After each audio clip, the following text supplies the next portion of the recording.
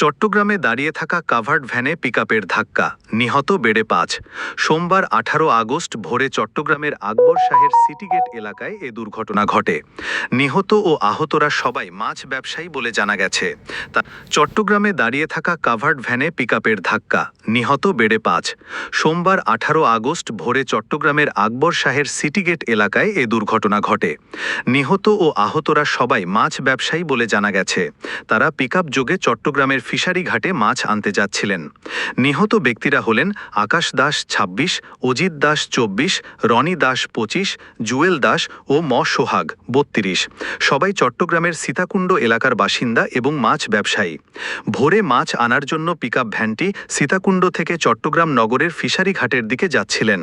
Police জানায় pickup ভ্যানটির সামনে ৩ জন ও পেছনে ৭ জন যাত্রী ছিলেন। নগরের সিটিগেট এলাকায় এটি নিয়ন্ত্রণ হারিয়ে সড়কের পাশে দাঁড়িয়ে থাকা একটি কাভার্ড ভ্যানের পেছনে ধাক্কা দেয়। এ সময় ঘটনাস্থলে ৩ জন নিহত হন।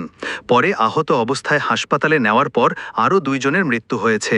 এ দুর্ঘটনায় আহত অবস্থায় আরও ৪ জন চট্টগ্রাম মেডিকেল কলেজ হাসপাতালে চিকিৎসাধীন। ফায়ার সার্ভিস ও সিভিল ডিফেন্স অধিদপ্তর চট্টগ্রামের উপসহকারী পরিচালক আলমগীর হোসেন বলেন, খবর পেয়ে আগ্রাবাদ ফায়ার স্টেশনের একটি ইউনিট উদ্ধার কাজ পরিচালনা করে।